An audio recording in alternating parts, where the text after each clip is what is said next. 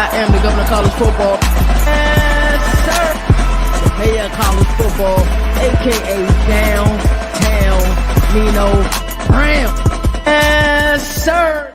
Welcome back to CFB Nation. I'm your host, Nino Brown. Yes, sir. That's right. This is Overreaction Mondays. I got the fellows with me. I know, Boomers. We found him off the milk back in the milk carton. We saved him. He's back again for another episode. And of course, I got my guy. He's whenever I'm on the screen, usually he's with me. Mr. Get It Done, aka Dina. How we doing, fellas? I'll be honest. I think I should be wearing a backwards hat right now. You didn't get the memo. Sorry. Yeah, I mean, first, Boomer, happy Veterans Day to you. You as well, sir. Happy Veterans to all our men and women who served our country. So, happy an extra happy birthday to all the Marines. Marine Corps birthday was yesterday. So, I love it. The services are all, not all, but are doing well in college football this season. So, the deal. We got you guys on the screen. We're going to hit the rapid fire. But before we go rapid fire, I'm going to go off chalk. I didn't put this on the dock to you guys because I wanted a couple minutes to kind of gloat a little bit. Dino, you want to have a little discussion about my guy Billy Napier for a quick couple minutes before we get into the rapid fire? 100%. I said it in our group chat that I would eat crow. I was wrong. You were right about DJ saving his job. I mean, it was the perfect time for them to say we're going to keep him, and then he ended up kind of crapping the bed. But He got hurt. No, I meant Billy. Yeah. But yes, you were correct that if DJ had to play, it would save his job for another year. And now it comes out that they're afraid to kind of let homeboy go because him and DJ are like this. Yeah. And the new recruits coming are really a Napier guys. You know what I mean? So they think if Napier goes, they're going to lose a lot of talent. All right. So to cut you off there, if Billy leaves, I see him getting scooped up super fast by a G5 school where he had success prior. I don't think DJ would leave a school like Florida to go to a G5 school, though. Agreed. But how about this? Billy leaves. Oh, they said, okay, at the end of the year, we're going to let you go, but mutually walk away.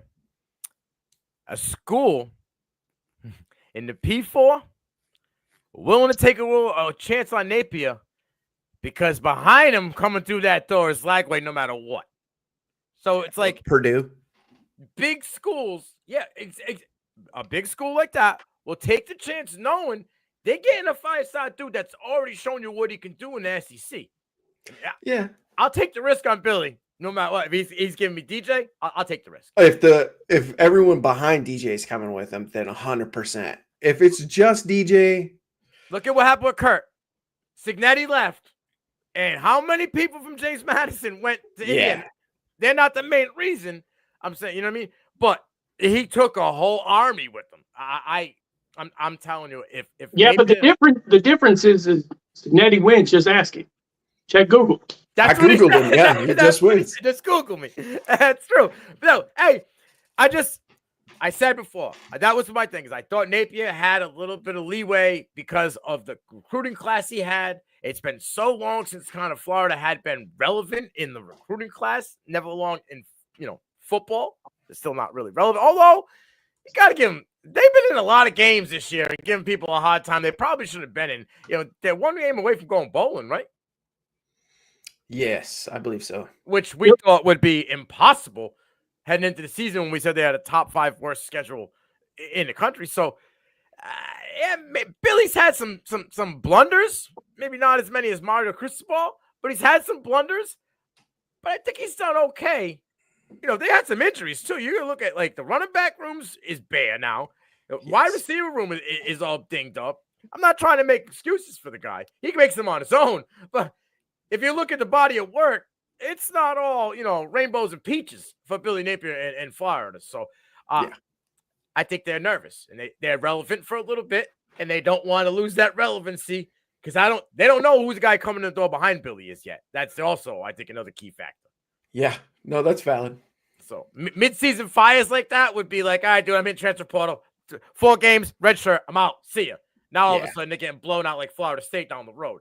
Billy looks good compared to Mike Norvell right now. Billy might be losing, but Billy's sitting in his office going, I'm not that guy. You know what I mean? Has Norvell has the greatest odds of being fired now? Bro, it's dude, 50. Bro, I'm pretty sure week one we all had this conversation like this dude has the hottest seat in football. Like, it was hard to believe though after you go undefeated the previous year. Yeah, we were all kind of like one of the Florida school coaches is getting fired after this year. Honestly, it's one of those things like he did that with inherited players though. Like, what did he do with? You live and die by it, though. His quarterbacks have always been through the portal. He lives and dies by it. He lived by it last year, and he's dying by it right now. So it is what it is. All right, fellas, let's get in this rapid fire. I can't wait to hear some of the answers here. Boom, I'm going to start out with you. Number one, Oregon defeats Maryland 39-18 as Dylan Gabriel breaks the FBS all-time touchdown record. Hit me with your one-liner. Well, here's my thing with that. He got his record broken the weekend before in high school in Hawaii, right? I believe so. So it's almost fitting. Like, it's one of those, like, look at me now. You know what? Who cares? I got this one. So I got a bigger one. It's impressive, to be honest with you. The win over Maryland, which we kind of caught, maybe be a trap game because Maryland, they're a pushover. So, I don't know what they eat over there, but something's over there in Maryland. I'll tell you, it's a crab or something. But I have to give it to those guys. Like, honestly, Oregon looks like the best team in football right now, and that's saying something because all teams look pretty equal to a point with this, transfer portal. So before we get into the body of the show, it's kind of what the topic says. Do we have a clear top four? Yeah, I think we'll kind of talk about it, in the body of the show yet. But I don't know if the fog or the smoke has kind of cleared. I think we have one. Oregon may be that team, but I think after that, it's kind of still, still trying to survive the rest of them. Dino, number 7 Tennessee defeats Mississippi State 33-14 as QB Nico Iamaleava sits the second half with a precautionary injury, but seemed to have kind of turned the corner on the season in his performance. Yeah. Granted, it was against kind of an atrocious Mississippi State, but that was probably the best he's looked all season. And at that point, it was 20-7 at half. Correct. The writing was on the wall. So if there was an injury, he took a big hit. That safety came up and blew him up. So. Yeah, he did get lit up. But the game was kind of already in the bag. Doing some research, he's going to play on Saturday. Yeah, exactly. But again, it was his best game probably, and then you had Samson was just running over kids. That's what he does. It seemed as though Nico was able to get some better ball placement. He was able to hit guys with some anticipation. I'm a Nico guy. You guys both know that. I've been very critical of him this year. He hadn't been able to do that. The deep ball was bad for him all year. He looked kind of, I got to see it again, but it looked to see like maybe he's starting to, turn the corner. Maybe he's getting a little confidence. Maybe they tweaked a little bit of something and slid some protection his way where he felt a little better. That hit probably is going to live in his head for a little bit, though. Yeah, I will say my one takeaway Mississippi State-wise is Michael Van Buren showed he was a freshman. Yeah. He had kind of looked pretty decent coming up to this game, but bro, I'll tell you this: 38% on the game. It was rough for him. He was a struggle. He looked like Thomas Castellanos out there. Yeah. Davion Booth, bro. Lebby, you should have played this kid earlier. I know it was kind of like a running back by committee in the season, but Davion Booth to get the stout Tennessee defense had over 130 yards rushing. He was a dude for them. I had mentioned it early in the season. I thought he was going to be the guy to win the role, and it seemed like they were kind of like ride the hot hand type of thing for the first 6 or 7 games. But look out for Davion Booth. I think he could be a guy going forward for them. Yeah. Boomer. Notre Dame routs Florida State 52-3, leading to the firing of both the Seminoles OC, DC, and the wide receivers coach. Yikes. Well, for me, I look at this. We kind of already jumped to it about the hot seat thing, but Notre Dame looks like they righted the ship after Northern Illinois' loss. Florida State looks like they need to jump off the plank. It's terrible down there. And, I've got friends and family that live right in Tallahassee. And when you go from this to this Yeah. real quick. I mean, it's rough. I mean, it's hard to watch Florida State. Almost, it's actually harder to watch Florida State than Oklahoma, and that's saying something because Oklahoma's rough and Florida State's terrible. Yeah. In the green room, we mentioned Colorado School of Mines. I wonder if that would be a good matchup for Florida State at this point. Still think Colorado School of Mines might make it a game. Bro, it's crazy. It's absolutely crazy. I'm hey, Old Dominion would wax Florida State right now. Oh, probably. I think Army for sure would too. Yeah. Oh, Army would destroy. Are you kidding me? I don't know if Florida State would cross the 50. It's ugly, bro. They got talent. There's some talent on them, both sides of the ball there. It's just really, really. I saw Florida State is the first preseason top 10 team to ever lose 9 games. Yeah. It's like such a historic program like Florida State. And they're getting blown out. Yeah. Like they're not competitive at all. Yeah, no. They should have cleaned out the whole. They shouldn't have just fired what they fired. They should have fired that coach. I'm sorry, it's terrible. The head coach is buying himself a couple more weeks. That's all. Yeah, I think it'll happen still. D now, Boston College runs for 300+ yards versus Syracuse to secure a 37-32 victory. Backup quarterback Grayson James delivers the game-winning touchdown on the last second drive in the fourth quarter. Talk to me. Yeah. I mean, we were texting earlier, like, what the heck is kind of going on with Tommy C? I asked you, do you think he's going to transfer right away after the season? Especially because you said he's kind of got the yips right now. And with Grayson James coming in, showing that he can close games out for him, move the offense against a team that had a lot of upside in Syracuse. I'm going to defer to you what you think is going to happen quarterback-wise. So Tommy's best asset was his legs. He ran for -10 yards. Okay. He was 2 for 7 for 5 yards through 2.5 quarters. At that point, the writing was on the wall. I mean, it's been 3 games where it's mental errors, fumbles. Oh, he scored a touchdown. Yeah, he threw a touchdown for 2 yards to Isaiah Bond. I mean, to Lewis Bond. I'm sorry. Like, come on, bro. Like, 2 yards. Boom. We all could have made that throw. Yeah. Grayson James came in. All of a sudden, they moved the offense. The offense moves good, nice and fluid downfield. Wide open touchdown. Me and my guy Kevin Stone saying for a while, Grayson James fits the Bill O'Brien style of offense. The type of quarterback, pure pocket passer, can move around the pocket. Tommy, after that injury, I don't know if the injury is lingering. I don't know, but he hasn't been the same. So I wouldn't be surprised if Grayson James is your QB this week against SMU. Watch out. Coming home. Woo-hoo! He's from Dallas. Going home. Big game. Watch out. Boomer. I know this is kind of a off topic, but I got to know. Ohio defeats Kent State 41-0, leaving the Golden Flashes at 0-9. Can Kent State run the table? Yeah. I mean, I don't, you want to talk about capitalizing on momentum? I mean, is there a better team to do that right now? I mean, I don't think they have the schedule to really smash them in the face or nothing. They got anybody that they're not going to overlook. So, yeah, give me all of Kent State. I mean, sorry, give me all of Ohio. I mean, I'm here for it.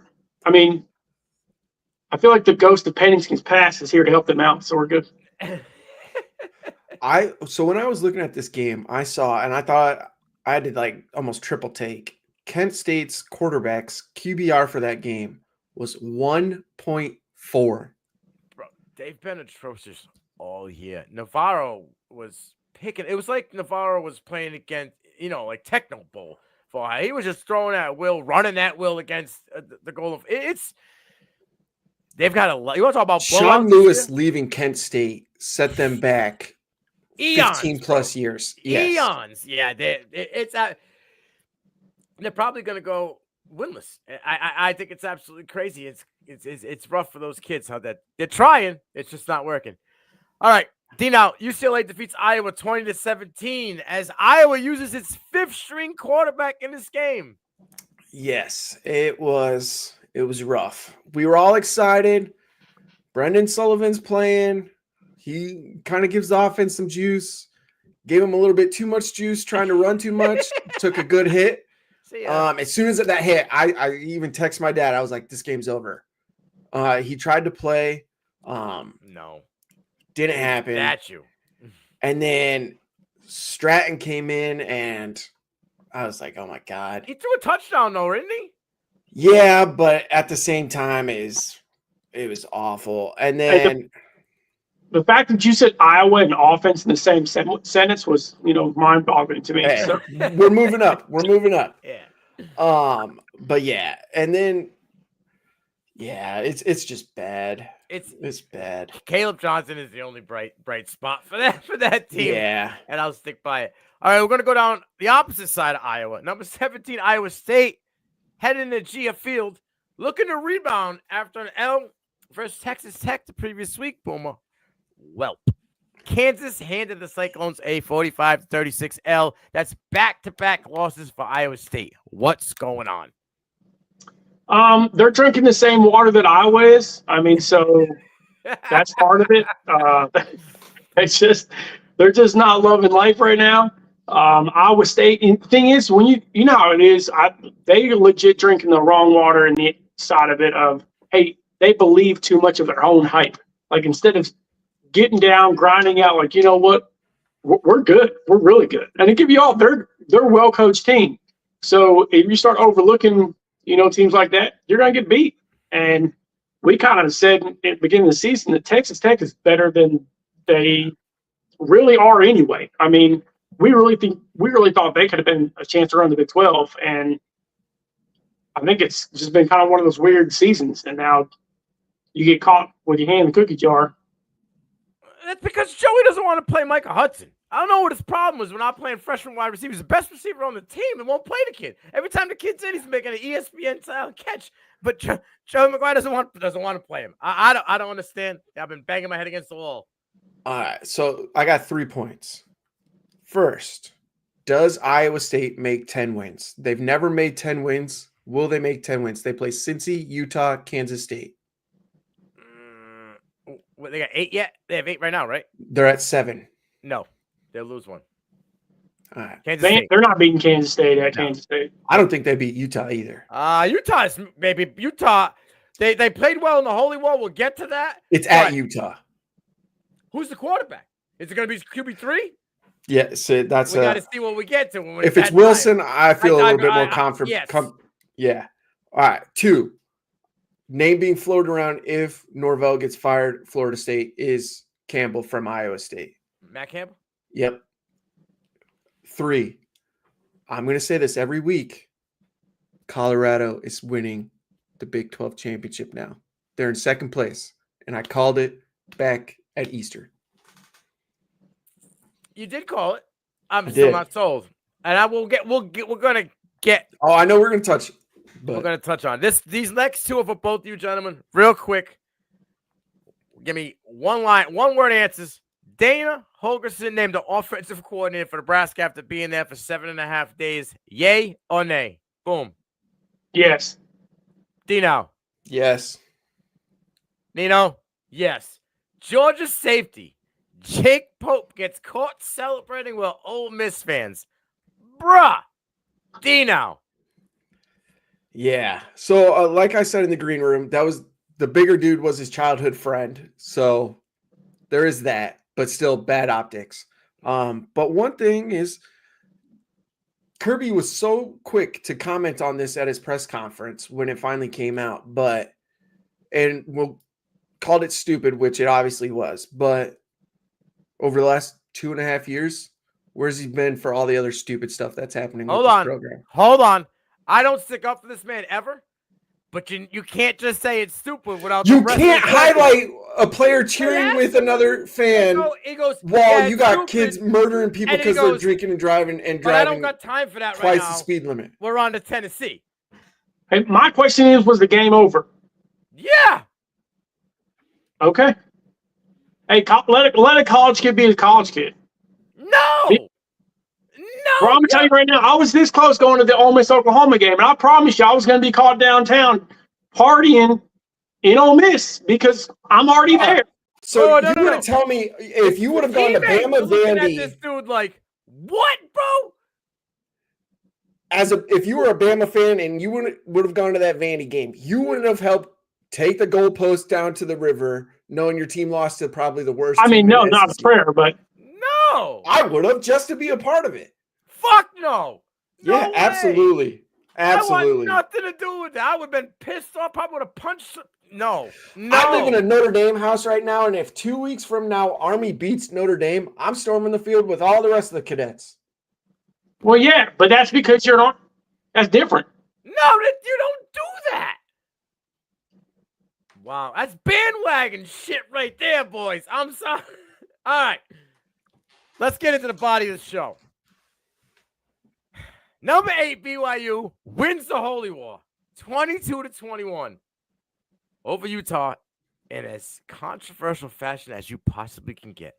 Utah AD got fined $40K for the comments following the game. My man beat Whittington, beat the team. He beat everybody in there. He was hot. BYU just continues to find a way behind quarterback Jake Retzloff. Dino, what were your biggest takeaway from this game? And is BYU for real? As if they're for real or not, I'm like 70-30 yes. Okay. As for the game, it wasn't Retzlaff that led BYU to the win. He led to the game-winning field goal. Yeah, but I mean, he had a rough game the rest of the game. Yeah, it's LJ Martin for the most part. Yes. As for that call, the dude was holding. He was holding. As much as I want to say the ref screwed him like everyone else, if you actually watch it, he got beat on an inside step. Grabbed right away. The corner had to grab him just to stay with him. So it was obviously the right call. It just sucks because Retzlaff got absolutely destroyed. Yes, he got smoked on that. And it was a safety to end the game. You know what I mean? But it is what it is at that point. But yeah, there was a hold. Yep. Boom. Why are we not hearing much about the job that Kalani Sitake is doing for BYU? Here's the crazy thing. You know, Sitake was a coach at Utah 2 years ago, right? I mean, he was, and then it's crazy because he kind of bounced around because he was a assistant at BYU a long time ago, right? Like 2002, right? Right. So he's 70-41 as a head coach. He is getting after it. Listen, we know as well as anybody, the Holy War is a rivalry game. Yeah. I don't care how good one team is and how bad another is. If anybody was betting this game and trying to take all the points here, no, I'm leaving. I will leave a rivalry game all alone. Yeah. The guy's good. I mean, he does well. He's winning. He's winning in honestly a really hostile place to try to live because he don't get the recruits everybody else does. Mm-hmm. I mean, to bring good players in to BYU, love or hate it, we can probably name 10 legit BYU players in our lifetime. So we can talk about Puka a little bit, but I mean, it's just not that many. So you got to be proud of the guy. I mean, it's probably his dream job, if you want to be honest. So he runs an antiquated offense, and they can't stop it. It's like Army, right? You know it's coming down the pipeline. You just can't stop it. Although I will say, with Retzloff and Daniels at the wide receivers, they've kind of had a little bit of electricity, a little bit of over the top this year, to offset that just grind and ground and pound game that BYU has. But man, if they continue to win and, they stay in the top 10 and get in this play, he has to be in this conversation. I know people don't like it because it's not sexy football, but I mean, nobody thought BYU would be here. Nobody. No. And it comes down to, yes, if they win out, obviously he has to be a contender for Coach of the Year. But I don't think he's getting that list is tight though. Is this the tightest head coaching play, of the year race we've seen? I could probably name like five candidates that there's 5 or 6 candidates that are legit that I wouldn't be upset if if they want him, he deserves it. Yeah, I'm with you. There's quite a few, but I think he's not getting the love he deserves because honestly, before Boomer, I didn't know he was a BYU assistant before. People just don't know him, and there's bigger names in the conference that are shadowing him. I mean, you got Prime. Campbell's name's been floated around a couple times over the last few years. You got Leopold with Kansas, even though they're sucking. Last year, he was this year's BYU. So, I mean, he's just being overshadowed by all the other bigger names, which is a shame because obviously he's coaching his ass off. And I mean, he's been there forever. You know what I'm saying? So, I get it. All right.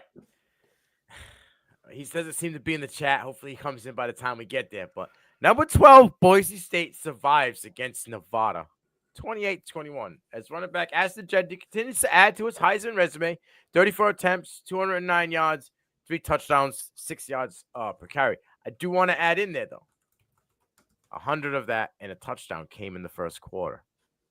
So Nevada was able to kind of put the bandage on, flex seal the damage when it came to Jeanty, outside of 2 small touchdowns.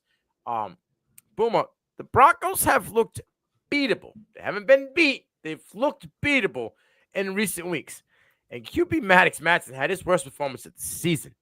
Are the Broncos starting to crack down the stretch, or are these just kind of bumps in the road that they need to work to be a top-tier team? I mean, I'll give it to, Nevada. They did the one thing that every team should do. Make Maddox beat you and stack the box against Jeanty. I mean, that's what I would do. Yeah, he had 200 points, but I wouldn't make your quarter. If you have, arguably, I think we all agree, a top 3 running back in the entire college football, if not top 2, okay, if not number 1 Heisman Trophy possibilities, you don't do anything but stop that guy. Mm-hmm. Because I'm not going to worry about Maddox until he actually beats me. And he hasn't shown to beat you by himself. And Nevada's not great. And if down the stretch, I got 9 in the box, bro. I mean, it's just happening. Yeah. San Jose State, Maddox looked good. He's had a couple of games where he's looked pretty good. But San Jose State, it was a bigger game for him. It seems as though Jeanty looks as though he can be bottled up. And they're not really like blowing teams out crazy down the stretch. I know San Jose State was, but it was a close game against UNLV. It's a close game here. I mean, it was a close game for the first half against Hawaii as well. I think they beat them 28-7, which doesn't look like close, but it was like, I think it was 13-7 to the half. I'm kind of 50-50 here. I think teams that find a way to win in games like this, me and KT had talked about Nevada early in the season. A lot of people thought they were going to be pushovers with a new quarterback in there. And they won an early game they weren't supposed to. They were in a couple games, early in the season they weren't supposed to be in. So it's like, yeah, they're not a pushover team, but you're beating teams when you're in adversity. When your quarterback doesn't have his best day, and they figured out a way to kind of quiet your running back down in the second half, and you still figured out a way to win. So I think this kind of is a good and a bad but they're also showing, their weakness. Like you said, now teams are just going to put 8, 9, 10 in the box and say, all right, Maddox, bro, you got to throw it out there and do it. But he was terrible in this game. And then, like I said, he's had good games this year, so we'll have to wait and see how it goes. Dino, what are your biggest takeaways from this game? And like we kind of touched on it, are the Broncos legit or fake? I think they're kind of both. I mean, we've talked about Jeanty, obviously one of the better running backs in the country, but the caveat to that is obviously outside of Oregon, it was a very weak schedule. So he had the opportunity to. And I mean, when you carry the rock 35 times, you better get over 200 yards and multiple touchdowns. But if they are able to make the playoffs, I don't see Jeanty doing this in the playoffs, and he's going to get exposed, or we're going to find out how good he actually is, and he's going to earn that first round grade everyone has him at right now. Right. My one thing about this, not to get off too much about Jeanty, is if you look at his story, like leading up to Boise, it's pretty crazy. I mean, the dude played football in Italy before his sophomore year of high school. Then went to probably one of the better high schools in Texas at Lone Star with a stacked team there. Marvin Mims, Jalen Ford, I mean, you got Jaden Nixon, who he split backs Right. with. So, I mean, Bro, him and Jay Nixon were dominant. yes. Senior year, absolutely dominant. Just to have seen that team play, like, I could probably talk for 20 minutes about that team if I would have seen them play. Stupid. Yeah. But yeah. I don't want people to think that I'm down on Genty. I just think I would have liked to see it against better competition. Then I would give you that 100%. damn stamp. Like, if you were doing it in the Big Ten, SEC, if I saw like 4 or 5 games against teams, maybe not Oregon caliber, but like mid Power 5 teams, stamp it right now. But as of right now, it's the Mountain West where he's playing 2-7 Utah State, 2-7 Wyoming, Diego State. Yeah, he better Hawaii. have these stupid numbers. Yeah, exactly. I agree as well. All right, number 7. Indiana defeats Michigan 2015 for the first time since 1987. Holy shit, Batman. The Hoosiers defense had 9 pass breakups, 4 tackles for loss, and held the Wolverines to 2 yards per carry on the ground. You can still hear the fans cheering as loud as possible in Bloomington. Dino, are the Hoosiers legitimate college football championship material? And is Kurt Cignetti the hands-down coach of the year leader right now? Contender material, yes. I think they are. I think they are the sneaky team nobody wants to play right now. Will they be a sneaky after they potentially beat Ohio State? Because I think their defense is good enough that they could stop Ohio State's offense. They won't be a sneaky then. I think they'll have a massive target on them. And then I'd love to see the high-power offenses battle against each other between Oregon and Indiana. As for Coach C being the hands-down coach of the year, I mean, it's hard to say no, but like we said, there's 5 or 6 other coaches that I wouldn't be upset if they won. But if I had a vote, it would probably be between him and Monken as coach of the year. All right. As far as,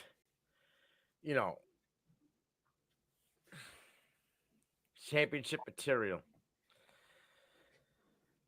All right. Hey, defense wins championships, right? Yeah, no, I'm with that. And you said, if they beat Ohio State, they won't be, what if they lose Ohio State, but it's by like 1 score?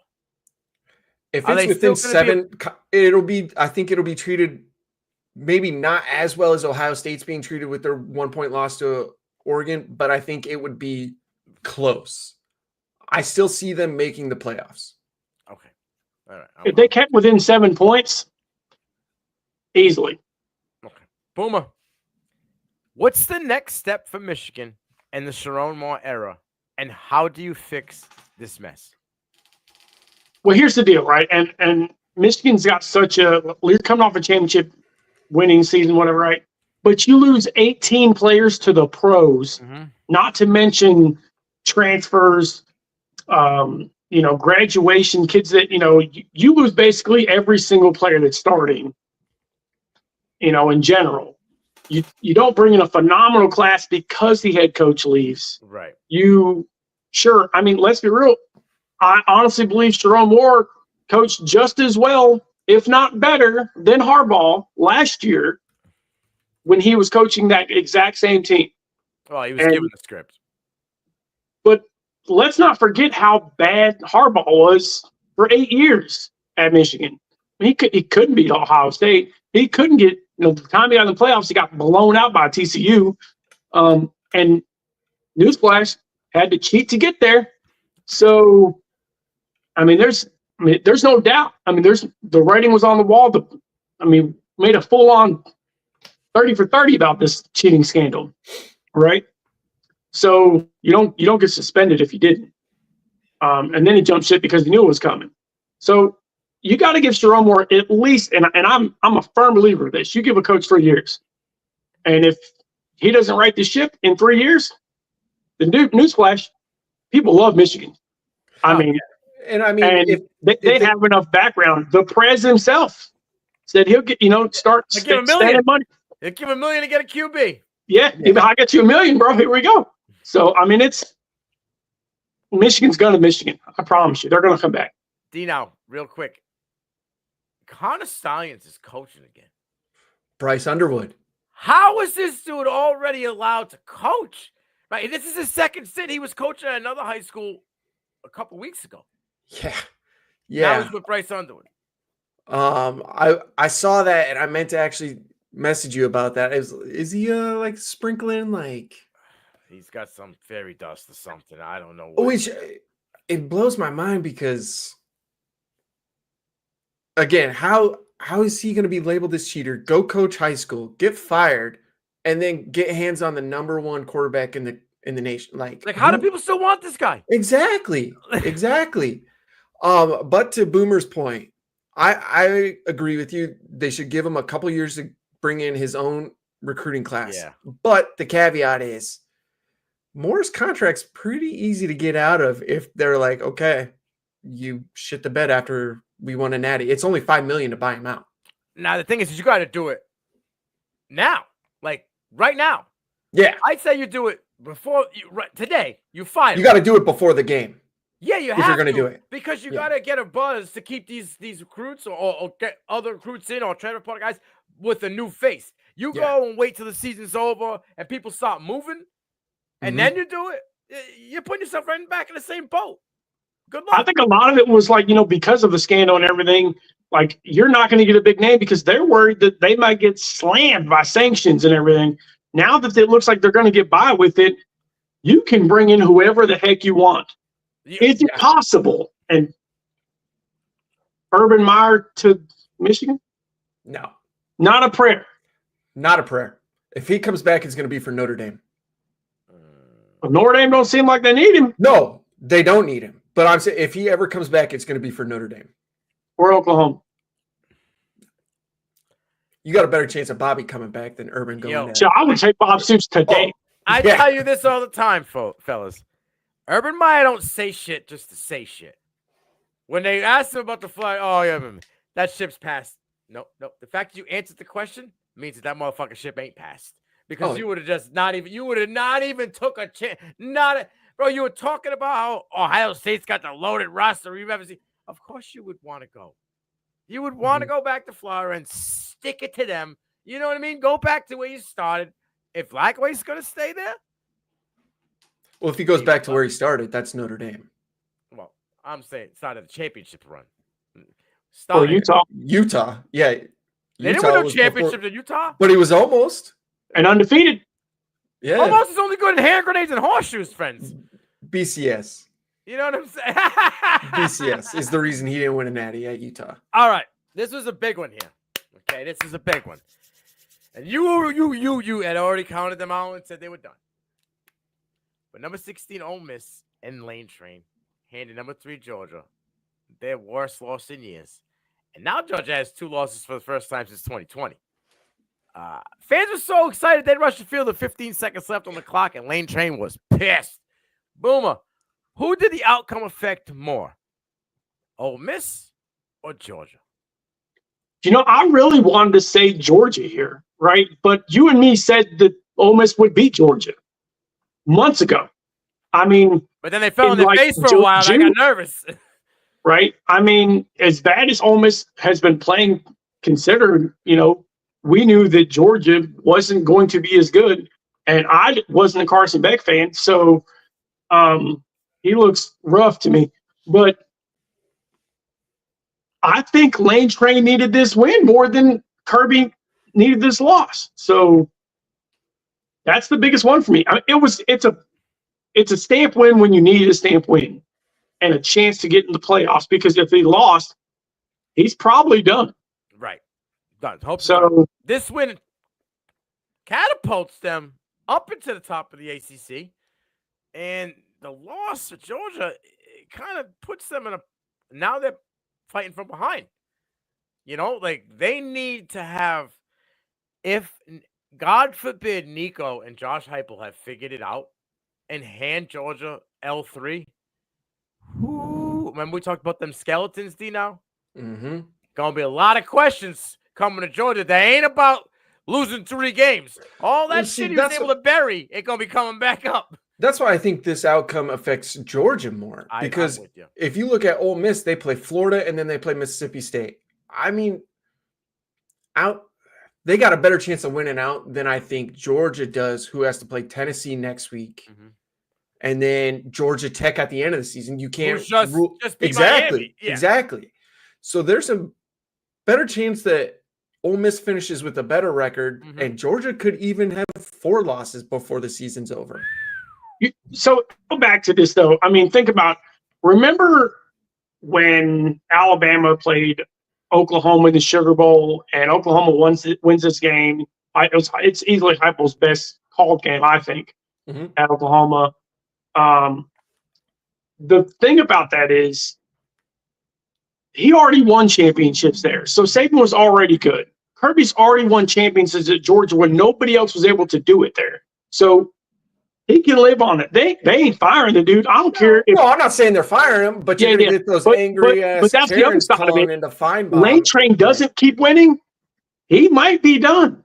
Oh, he would probably be on the hot seat had he not made the playoff this year with that roster.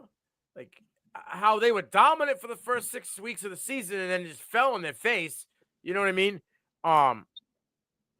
Yeah, I think it was monumental for both programs, good and bad.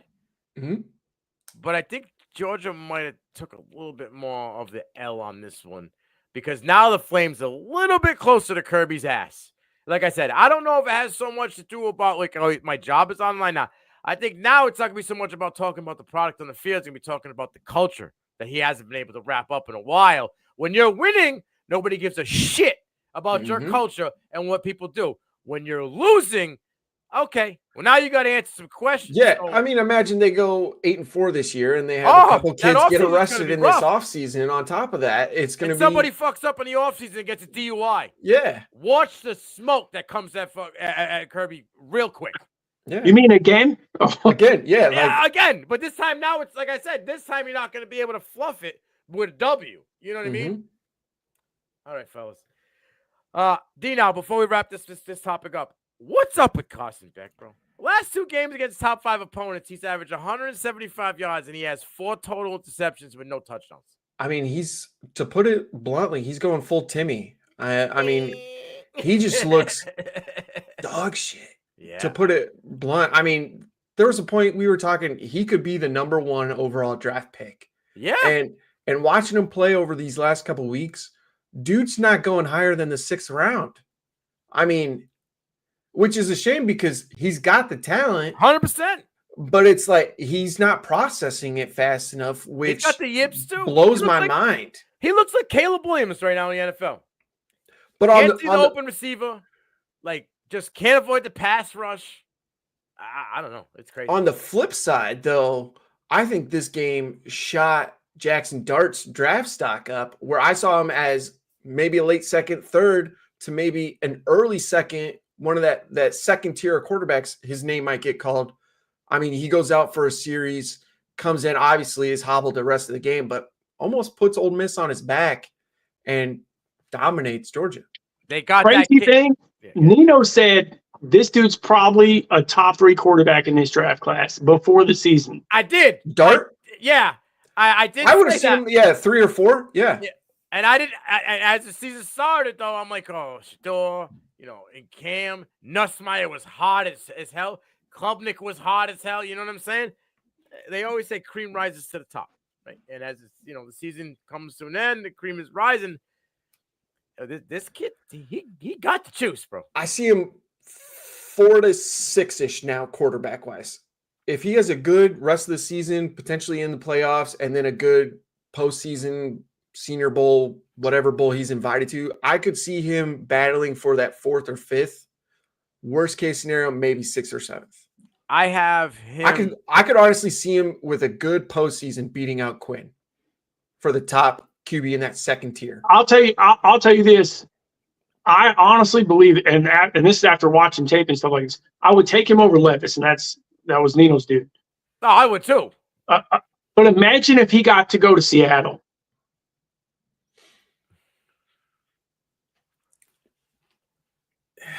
I mean, dude, that offense is like tailored. See, that one's hard for me because they still got Sam Howell, who's so young. Goes to New York, bro. You got Neighbors. Dayball. And make him good. I promise. Yeah, you're right. No, Daboll might not be there though by the time Jackson Dart gets True. there. But I would put Jackson Dart right now at 3 for me. I think him and Nussmeier are eye because I've seen a lot of Nussmeier doing what Dart was doing late in the season last year.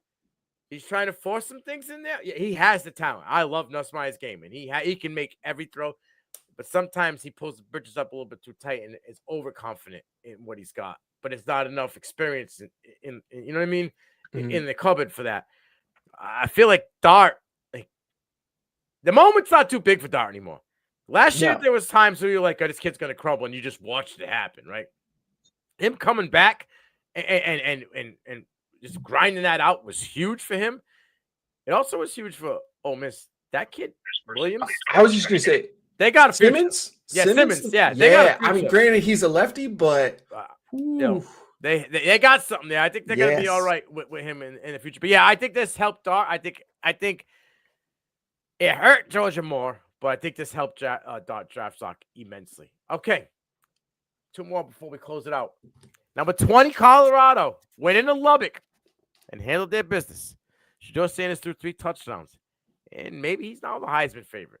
Added another. I'm sorry, he threw 3 touchdowns, but Travis Hunter, who's possibly the Heisman favorite. Did you see the insane interception? First of all, that guy, the wide receiver, what is he? 8 feet tall? That dude was enormous. Hunter had another one. It's like he does it every week. As the Buffaloes defeated the Red Raiders 41-27. Dino, you stood 10 toes down on this. You planted your flag on this hill early in the year. My question for you is, can Colorado battle in the trenches long enough to make a playoff run? All right. So let's break this down. The big focal point of Colorado this offseason was fixing that O-line, which, I mean, it's not perfect. I'm not going to say it is, but it's 10 times better than it was last year. And Jordan Seaton has showed that he's a fucking dude as a freshman. He's the only dude in my eyes, I think. Yes. But you think if they are able to win the Big 12, they'll obviously get that first round bye. They'll play most likely Ohio State, or if Boise State can pull that upset, that 12. They'll play either the 5 or 12, the winner of that game. So depending on who that 5 is, for scenario's sakes, let's say it's Ohio State, they're done. Let's say it's an SMU, though. That might be a better shootout where they could potentially have a better chance. If it's Boise State, I think Boise State might even beat them. Just because Colorado's front seven's not very good. But no, their O-line is better, but they don't have a chance making a run. That's my concern. Like, I'm in on Shedeur. I think he's an NFL quarterback. Travis Hunter, number 1 is it quarterback. We'll talk about that later on. Because you know why. Anyway, I think that Travis Hunter is a dude. I think if he wants to play both sides of the ball at the NFL, I think this dude can. I'm sold. I don't understand it. It's not normal. I don't think we'll ever see anybody like this kid again. Like when they say generation, I was tired of that word. Caleb Williams looks generational to you? No. Travis Hunter looks generational, and I'll use the word for him. I don't understand. He's playing like 75% of the total ball game on both sides of the ball. It's not normal. I just don't know if Shedeur's footwork and antsiness, when it comes to them 5-star, 305-pound dogs that are just known to eat little men and spit out chicken bones, bro, and go get that quarter. I don't know if he's going to be able to handle that. And I don't know if that Jordan Sector can only take on 1.5 men. Yeah. There's 6 more that are probably going to be coming down the gauntlet at him. You know what I'm saying? So it's like, I will say, though, and here's my question to you. Is the O-line 10 times better? Or did Deion pull a fast one and went and got actual wide receivers to make that O-line look better? Deontay West for the last 5 games has looked phenomenal, bro. And the first 5, Will Shepherd was that guy. So it's like, wide receivers, you can go throw it to a spot, Shedeur. You don't necessarily have to wait for that guy to come out of his break. All right, to spin it back though, I will say yes. Obviously, the wide receivers are a million times better than they were last year. Yesssir, Shepard, even Horn a little bit, and not as much as I would like, but yes, they're all balling out. But are these wide receivers looking so good because Shedeur actually has time to hit them all now? Well, they look good at somewhere else. Obviously not if they're all. Well, yes, Shepard.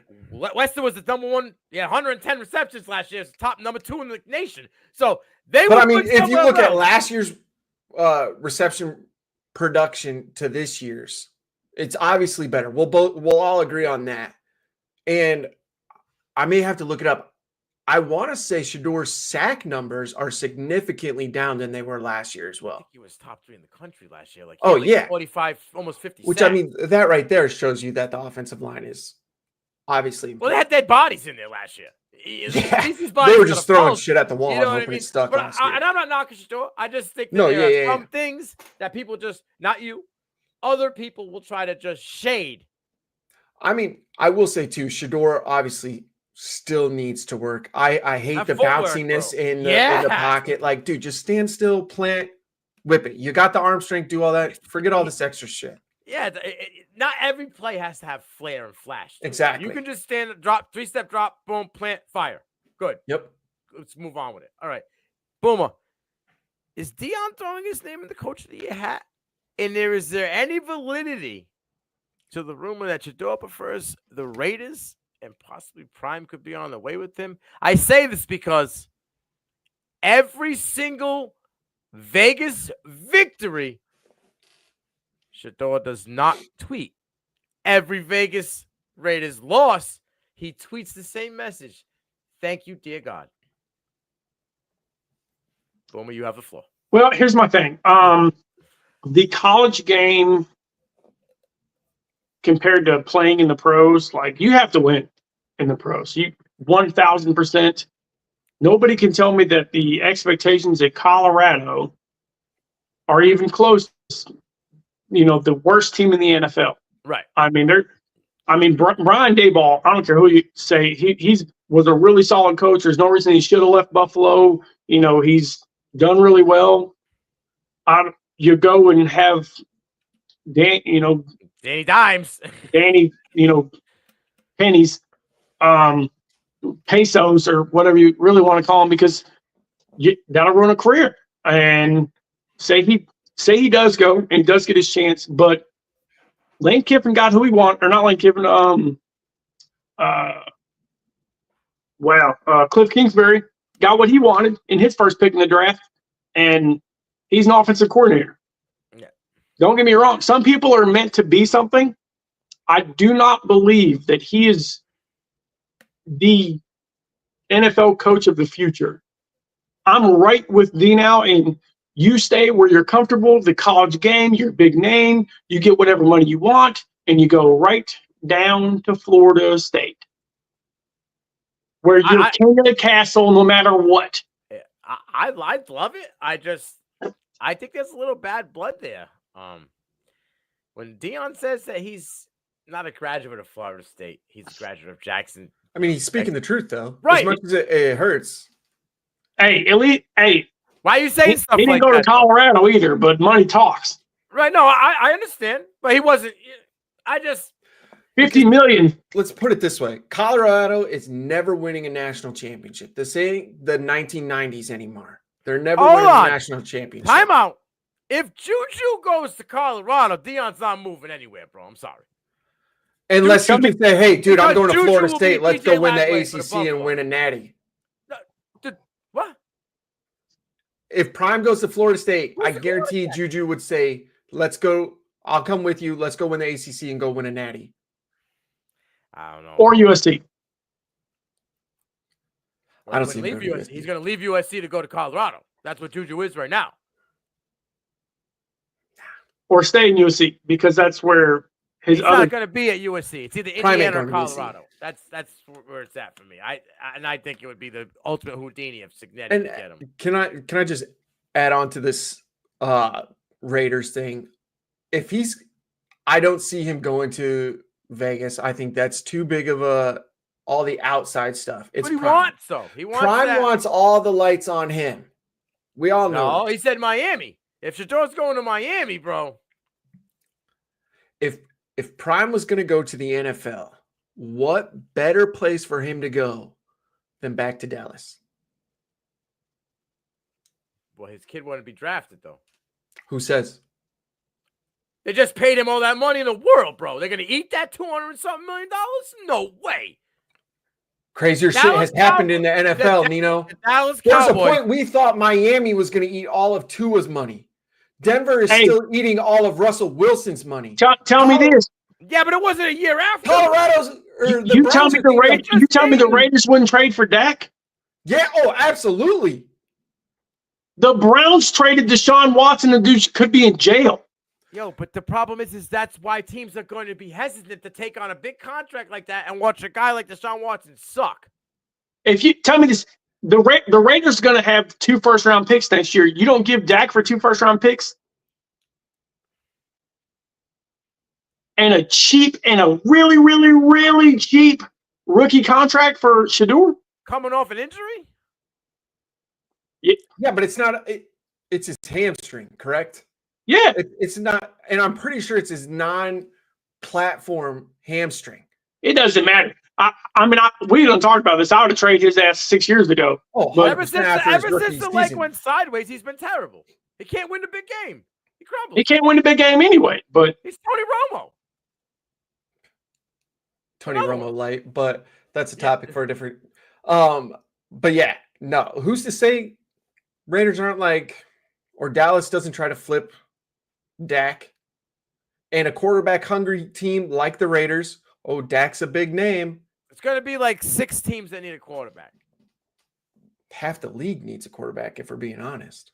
No. If you're picking in the top 12, you need a quarterback. That's not true. That's not true. This year it is, though. Not every year, but this year it is. Every team, well, the New England Patriots don't need a quarterback. And I don't like Drake May, but it doesn't look like they need to draft a quarterback to replace him. So he's not getting drafted. They're not going to draft him. It all depends on. The Cowboys need a low lineman. They're just too old. Oh, yeah. Cowboys. Yeah. That's because their owner's too old. All right. Yeah. One last one before we wrap it up. Brent Key does it again. Georgia Tech defeats Miami 28-23. Cam Ward puts the Hurricanes on his back week after week. That defense is just bad. With one loss, the Hurricanes are now 3rd in the ACC standings. How impactful was this loss? Boomer. Can Miami still win the ACC as SMU tops the leaderboard currently in year 1 of the ACC? I mean, yes, they can, but it was bound to happen. You shouldn't have beat Virginia Tech. I mean, that was the most blown, turnover call I've ever seen. That should have been a loss. Cam Ward, kept trying to have his high, honestly had his high moment, had a chance with the time in his bag and blew it, in a non-rivalry game, to be honest with you. But they have to run the table, and I don't know. They don't look like they look like they weren't looking at that game. They were looking ahead, and they got caught for it. So, and we already said Georgia Tech looks better. First game of the season, we said they look better than they have in a long time. So, my biggest question is, Cam Ward the best player in football now? I mean, because I think he might have got exposed a little bit last week. Oh, hold on. I've been defending this guy every week. I'm going to keep defending him. At one point, though, he's getting murdered. They have no run game, and the defense is Swiss cheese. Yes, he had some turnovers, right? And but at some point, when everything is you, and your team is top 4 in the country, and you're still in it, and you said this isn't a rivalry game, this is somewhat of a rivalry. Wasn't this the game that Mario Cristobal fucked up last year without taking the knee? Yep. It was Georgia Tech, right? And Georgia Tech beat him. Yep. So, yeah, this is a rivalry game, That was a terrible decision. That's just bad coaching. So it may not be in a group of rivalry, but this has some bad blood to it.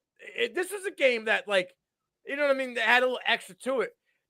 I know you love Shador. I still have Cam Ward as QB1 in this class. I just think that what he's done, right, with less of it, Colorado ain't got a defense either.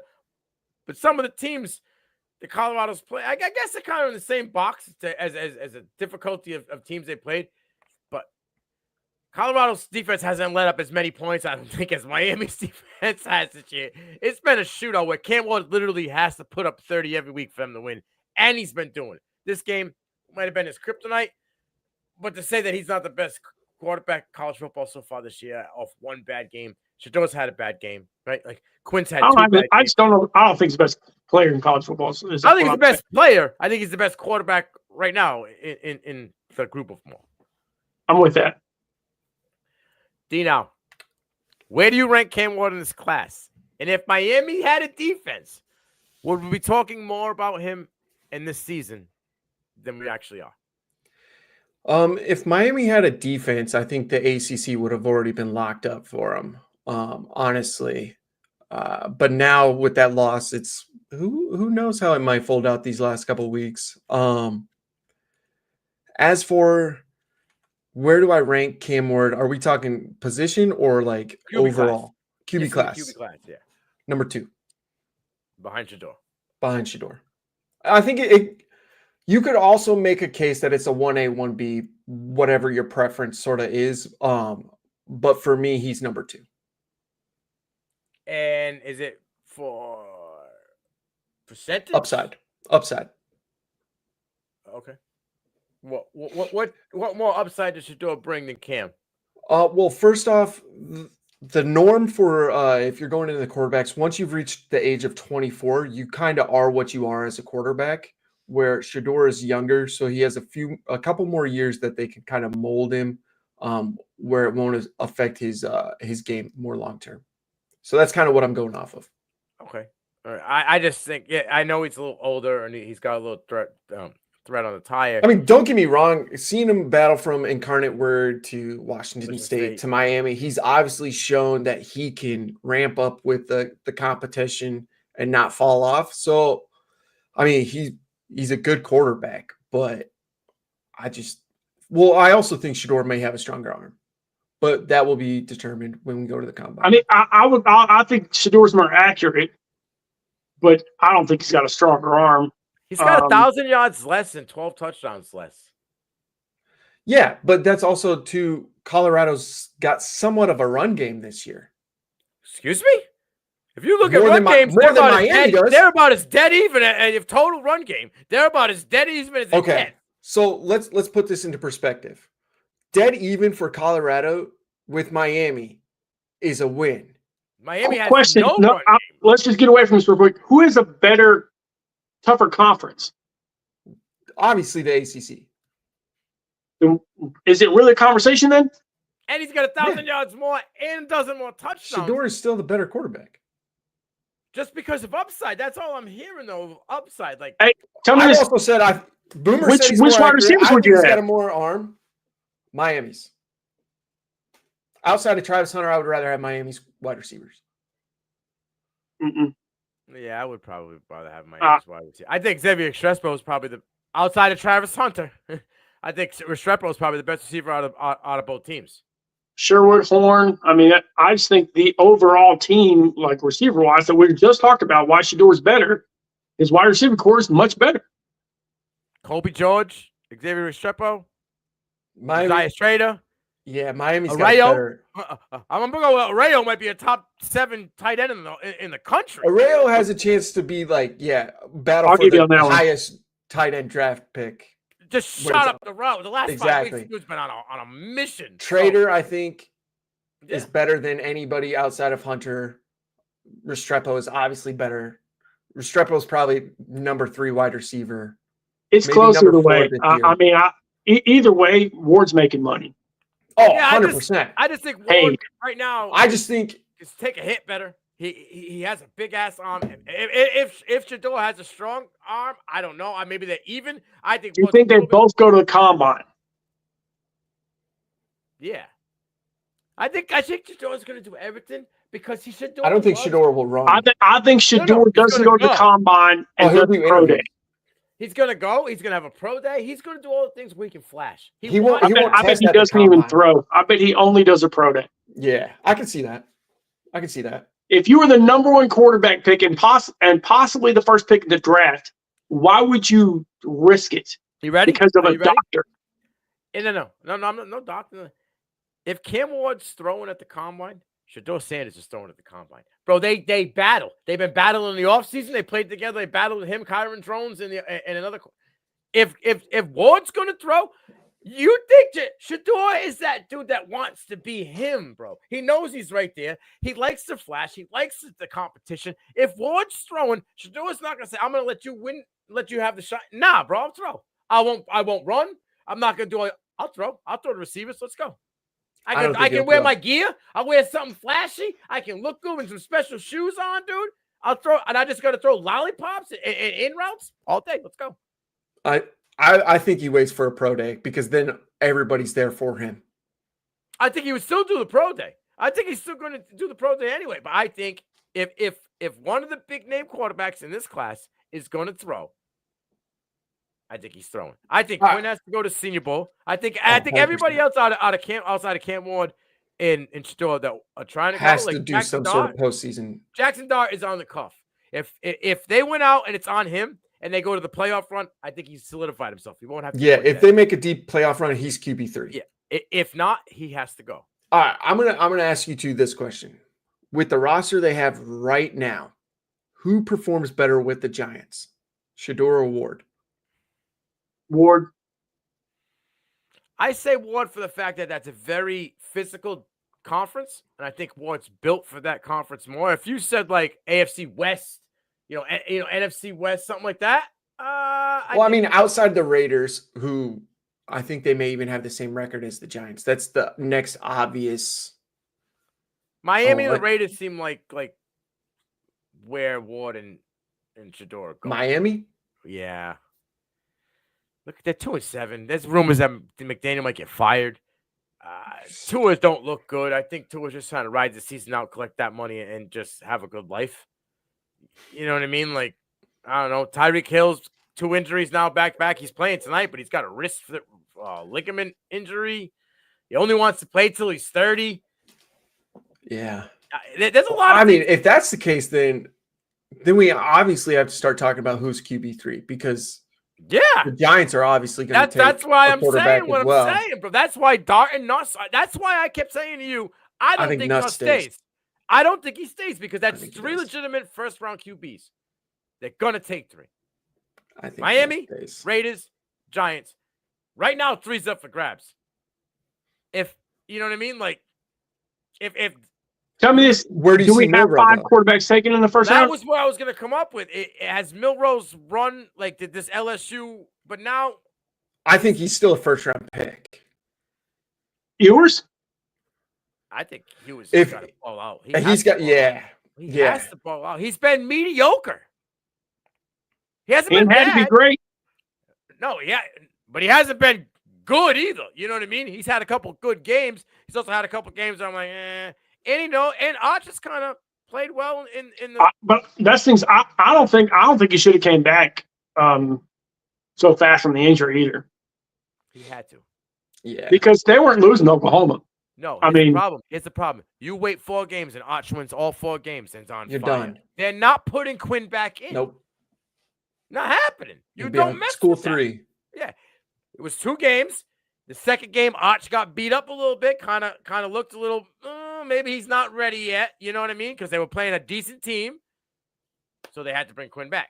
It was a necessity. Because if Arch looked good in that second game, Quinn might have got a 3rd game off. And then if Arch would have went lights out in that 3rd game, it's all over. The Quinn Ewers experiments come and gone. Yep.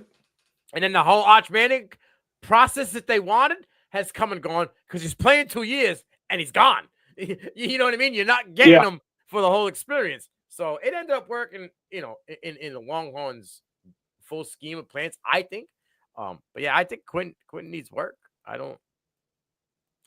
Quinn bouncing around and not being healthy set him back a year. in my opinion. Like, if he could stay a year, I would. He can't because Arch. Like, he would have to go somewhere. I know this is crazy, but if he went to Michigan for one season and stayed and had a good year, that would, you know what I mean? That would put him in that realm of, all right, now maybe he's a top 3 quarterback. I mean, you could be a first rounder at Michigan by just handing off the ball. So he can't. No. JJ McCarthy did it. And Quinn is better than JJ. I agree, but I don't know if he could put up JJ's numbers in that system. Some systems don't work for quarterbacks. No, I get it. You know what I'm saying? Like, where's Drew Aller then? He fits in that 4 to 7 QB. I hear a lot of people say he's 3. Bro, he might go undrafted. I hear a lot of people say he's getting 3 or 4. Well, for him, it all depends. Are you looking for that prototypical quarterback? Because if you are, then Drew Aller's your guy if you miss on Shador or Cam. So I guess it all depends on what kind of QB you're looking for. Because he's the closest thing outside those first two to prototypical size. Prototypical, yeah. And he's looked good this year with nothing. Yeah. But a Dallas Clark prototypical tight end, because that's what homeboy looks like. Yeah, right? I mean, he's good, but I know the number's the same. 44. Yeah. He plays. You can't do my guy Dallas like that. He puts his head down. Well, he puts his. That's the ultimate compliment for a tight end. My boy Kevin, the boys 22, had put that out there, and I was like, "Yo, that is like the way he plays." Oh yeah, plays with his hair on fire. Yeah, but he head down every time he's going into a huddle of guys. Like, thinks he's gonna come out at the other end on with the victory. So, but that's all he's got. Yeah, Wallace came out of nowhere, and now Wallace is poof, Houdini, gone. Last 2 weeks he's been non-existent. So it's like Fleming hasn't done anything since high school. And that's why he had Ohio State, because he wasn't that guy. And he got no guys. Yeah, he's still putting up really good numbers, and he's got a good TD to INT ratio. Last year it was JJ McCarthy and Drew Aller. JJ McCarthy was a first-round draft pick, and Drew Aller was dog shit. But the numbers were really, really close to each other. Now Drew Aller having a better year than he had last year, and nobody wants to talk about this guy. A guy who I think could, you mentioned Michigan, a guy who I think could go there and actually do really well is Preston Stone. Because obviously his days in SMU are done. Oh, they're done. But I think now he's got the arm strength. Yeah, but now it's a year off as an older. He had a whole year off. But he played one. No, year. I understand that, but now I think he could go in there and. I don't know if a P4 school is going to take a risk on a final run quarterback coming off an injury who didn't get to play. It would be a shot in the dark, I guess. Michigan could take that risk, right? Because another school who obviously has said and shown over the last couple of years they will do that, Notre Dame. Oh yeah, he could be their next guy. Yeah, 100%. I mean that seems to be their way of doing it, which is stupid because they got CJ Carr waiting back there. But Jaden, they got Jaden, and they have what's his face? Kenny.